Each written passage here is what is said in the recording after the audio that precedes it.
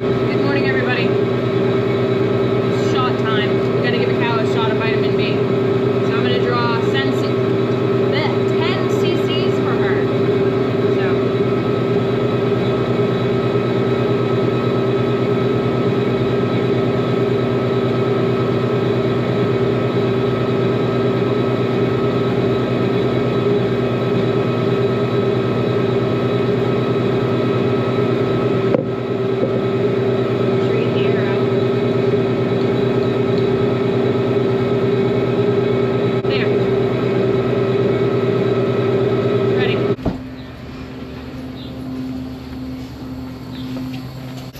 Girlfriend.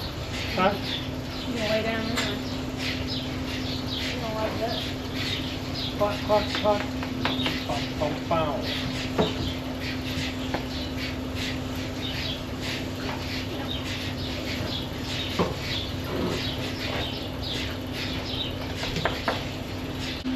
I don't think you guys even got to see these two little cuties yet. So this is a Jersey Dutch belted cross heifer, and over there is a, Guernsey Dutch belted bull. So they're actually both leaving today with the cattle dealer. We don't need any more heifers, that's why we're not keeping her, and we really don't want another Jersey cross anyway, so. But she is a cute little darling. Kind of a chocolatey brown color. I don't know if you guys can really tell, but.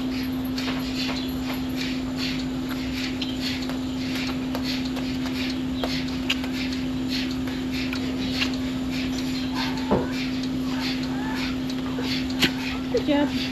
I prefer this bottle, so I'm just gonna pour it into here and make a mess while I'm at it, I guess.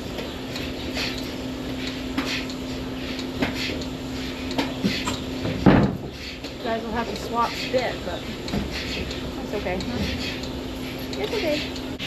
This one, kind of a scrawny, gangly looking little thing. He looks kind of sickly, which is weird because he hasn't been, and he eats just fine. His mother is right there, that Guernsey that's looking at me. And she's one of the best Guernseys we have, so I don't really know what happened to you.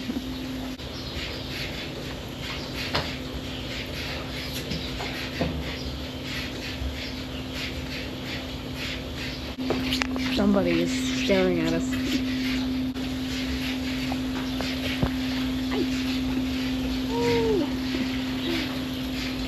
He is almost done milking, aren't you?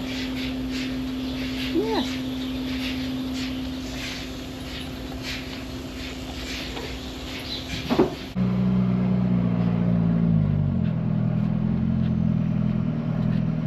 So we finished milking and we're picking up a load of hay right now. I think we're gonna get 9, maybe more. We have 19 right here. This pile is ours. So he's gonna load as many on there as he can, and we have straps to strap them down because we got to stack them on top of the ones in the bed to get that many on there. So shut the door, maybe you guys hear me a little bit better. So a few things have happened. We've had some things going on. First of all, this video is going to be a Q&A eventually, where we sit down and answer all the questions you guys have asked. You could, if you tip the body up, you could probably mess with them and get them out with a skid steer, couldn't you? Yeah, probably, yeah.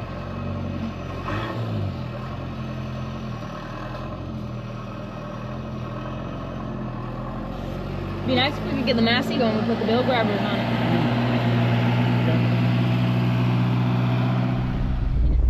There, got them home and just dumped them. Now I can finish telling you guys what I wanted to tell you, because it just wasn't working there. Every time I was trying to tell you something, someone was trying to have me move the truck and it just wasn't working, so.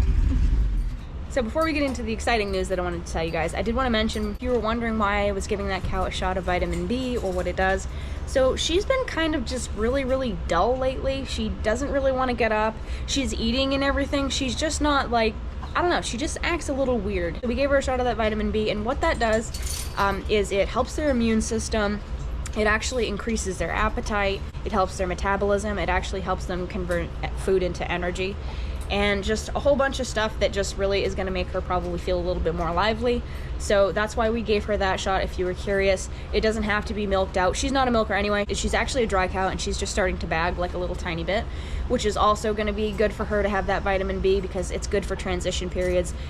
When things are hard on them and stress on their system, it's good for them to have that to help their immune system. Like I said, it's good for their immune system. So if you were curious about why I was giving her a shot of vitamin B, that's why. We always keep that on hand. The vet told us just, you can give it to him for like 3 days in a row, I think. But I don't think you're supposed to do any more than that. Maybe it's 2 days in a row. I don't know. We never really give them more than one shot, and then it seems to help them come around a little bit. So I did want to note that we thought the cow that we had last video, she had a little bit of barn dysentery. I do think that is definitely what it was. We had one cow that was just starting to show signs of that, and if you know anything about it, it's a super infectious disease. So you really have to keep an eye on your cows. It usually does happen more frequently in tie stall barns, I would say, but we treated the one that looked like she was maybe starting to come down with it, and she's absolutely fine. Her diarrhea cleared up. She didn't stop eating like the other one. She never stopped eating. We're just gonna have to keep an eye on everybody and make sure if we see any signs of that we immediately treat them, just so we can keep everybody healthy, because that obviously does really impact milk production. If they're not eating, they're not making milk either. So that's something that we've been keeping an eye on. The exciting news that I wanted to share with you guys is we've been getting spring fever around here, I guess. Well, not really spring fever. We're more just absolutely freaked out that the baler is not going to work this year. So we've been doing some calling around. Brent got the idea, which I think was a really good one, to call the representative for the net wrap that we use, like the sales rep in our area. So he called them and left a message, and they did call back, which is very unusual. And Brent had a good conversation with him, and he said that it is 100% possible that the roll of net wrap that we've been getting, if you're new here, by the way, the problem we've been having is that we went about half the year using a certain kind of net wrap, and then we ended up switching, not brands, but lines. Like, they have a different line of net wrap, and we switched because the company that we usually get it from had changed the lines that they were carrying. So we didn't think it was a big deal, because like I said, it was the same manufacturer. And we didn't have trouble until about halfway through that roll. So the rolls were like compressing. The cardboard was like shoving up into the roll of net wrap, and it was making it so that the baler couldn't even hang onto it anymore, and it would just like bounce up and down because it was barely hanging onto it. And we thought that there was something wrong with the whole baler mechanism. We were concerned that something had worn out and there was slop, so it was moving around, and then it was pressing too much against it. I also thought maybe we could have gotten a defective roll and that the cardboard was bad, so we sent it back to the place we got it from, and they refunded us our money and gave us a new one, but it was the same kind. So about halfway through that one, we started having trouble, and we haven't actually finished that one because that one went the last of the way through the year, so it's still on there. Half of it is still on there, and it's like barely hanging onto it. It's a mess. So like I said, Brent called that representative, and he said it is 100% possible that it is just the net wrap and that it has nothing to do with the baler. I guess this company has it made overseas, and they have tried to talk the factories overseas into using plastic tubes instead of cardboard, and they won't do it. He said it's entirely possible that they're using a really low grade kind of cardboard inside those rolls, and that could be why they're compressing like that. Why it happened with one kind and not another, I don't really understand. I mean, they were the same brand. You'd think they would be made in the same place, but I don't know. Maybe they're not. And he also called somebody that we've called before about this baler. He's been the biggest help to us. He's a dealer in, well, not a dealer, but I guess it's like a salvage yard in Pennsylvania. And he's actually one of the ones that helped us figure out the last problem we had with this baler. He's like a Vermeer expert, so we call him every time we have trouble, and he's really nice. And he told Brent the exact same thing. He said it probably is. I've had a lot of people call and say that they have had trouble with the same thing. Different brands, but I mean, everybody's cutting corners now to save a little bit of money. So all these companies, they're just getting crappy cardboard to put inside their net rolls. So he said that maybe we should go with Vermeer net wrap, because that's probably one of the only ones he hasn't heard anybody complain about. It's a lot more expensive, but if we could get away from this problem, I would gladly spend $100 more on a roll. I wouldn't even blink an eye at that. But he said he would almost guarantee that it is not the baler causing the problems. So that was music to both of our ears, as you can imagine. Whew, gotta take a breath. I got really excited about telling you guys that, and now I'm out of breath. So once Brent comes back out, I think we are gonna have enough time to start our Q&A. So stay tuned, and you'll probably hear us answer a question that you've asked. So yeah, I'm gonna relax for a minute. I don't have enough time to go home, but I'm just gonna sit out here with the cows and relax for a minute. I would go in the milk room, but it was actually like 30 degrees today, so we shut off the milk room heater, and it's colder in there than it is out here. So I'm just gonna hang out here with the cows for now. Okay, so I've got all the questions. First off, everybody wants to know about your eye. Well, I went back Friday and it went poorly. There's a lot of scarring on it, and I have to have it redone. So that'll be fun. Another 3 months. So I went back on the 22nd of December, and it looked fine. They said it looked healing fine. And then on January 30th, there was a lot of scarring. So don't know what happened. But you have to have another surgery. Yeah. So Wednesday. Tuesday. Tomorrow. That's how that went. Oh yeah, tomorrow. Okay. Okay, so for all the there's a lot of questions. So I guess I'll just go through and pick. Okay.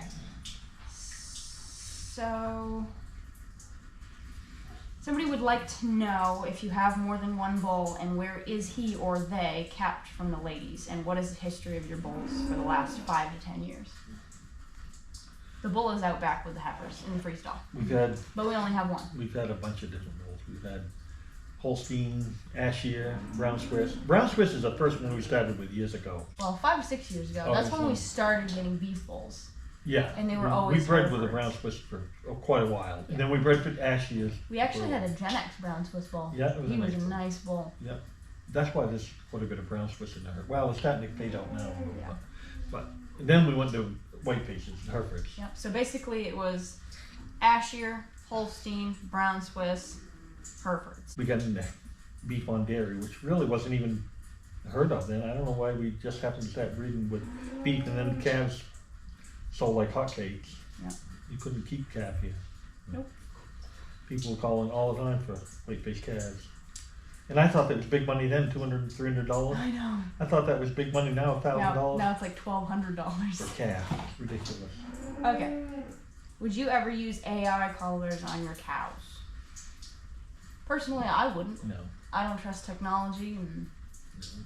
When you milk 7 days a week, you don't need that. yeah, I guess I could You know see what why you're you'd doing. want to do it if you didn't milk your own cows. Oh yeah, but I mean, when you milk 7 days a week, twice a day, you know what cow is doing what. I mean, we noticed immediately one cow was sick. Yeah. I wouldn't bother with that. I mean, it would be interesting, I guess, to see how they're doing, but I'm not much into technology. with the drought, with last year's drought, what changes will we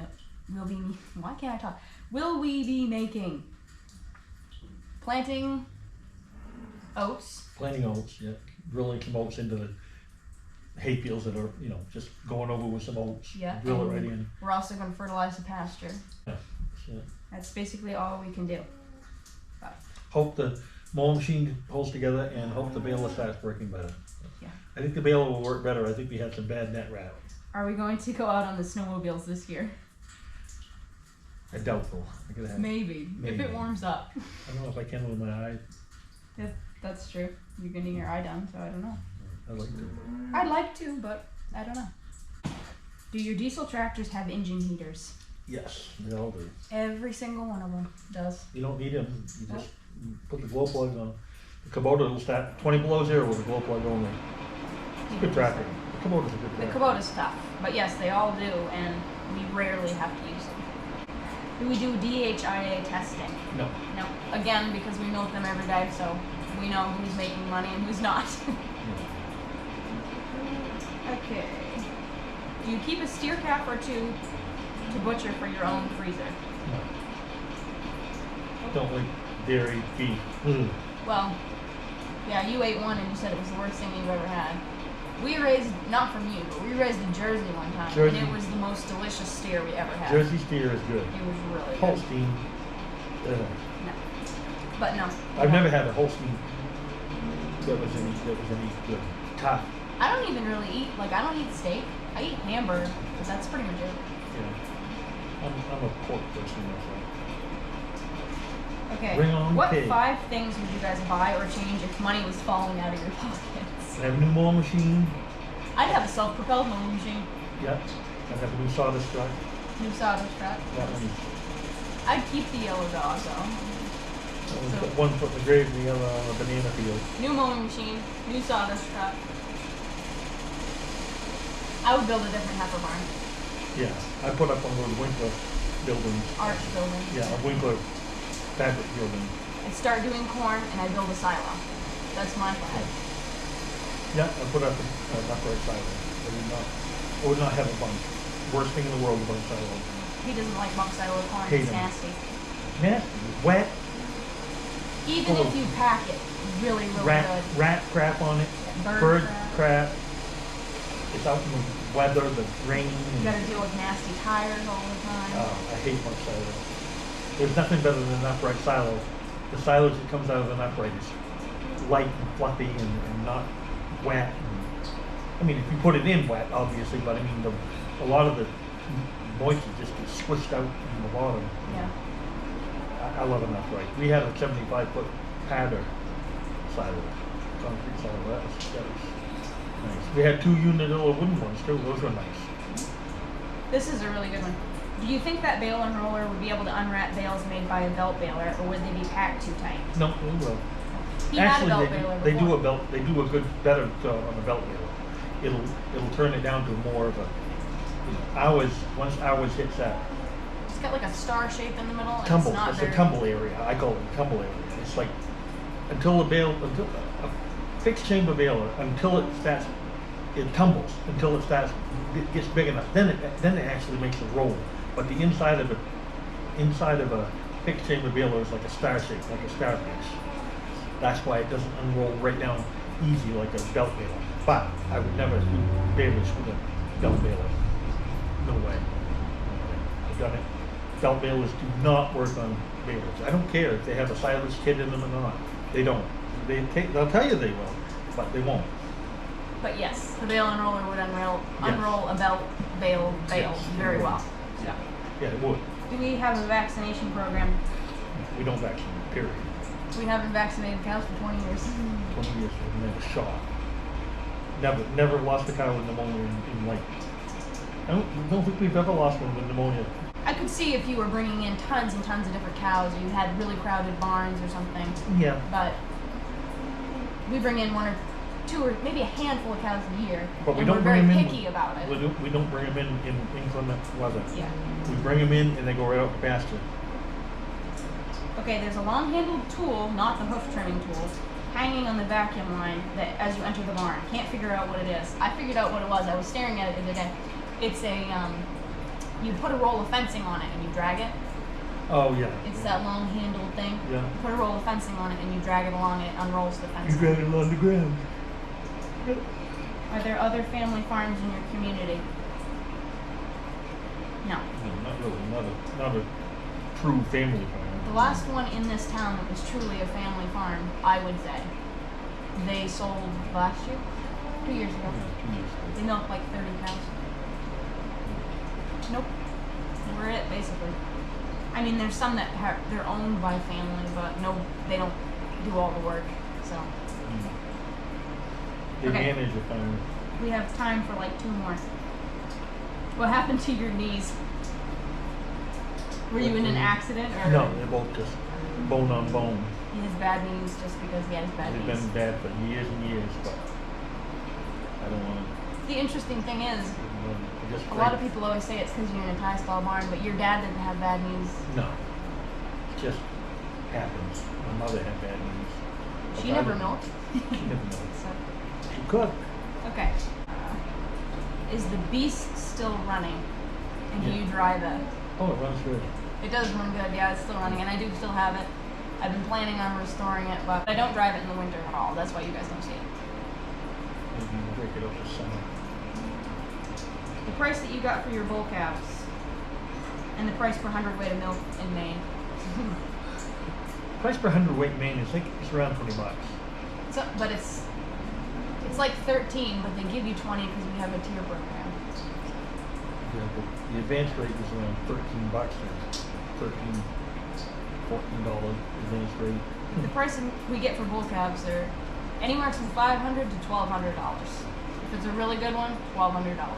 I know, it's unbelievable for a belted bull calf, not a Dutch belt, but yes, a Dutch belt, not a belted Galloway, but a Dutch belt, which is a beef breed, dairy breed. That one brought $12.50 for a bull calf. Unbelievable. My father would turn over in his grave if he thought he could get $12.50 for a calf. They probably didn't pay that for top of the line cow. They got $12.50 for a calf, but it's $12.50. Okay. Does Brent not carry his cell phone? No. No. Don't like cell phone. How was the idea born to make YouTube videos? This is fun.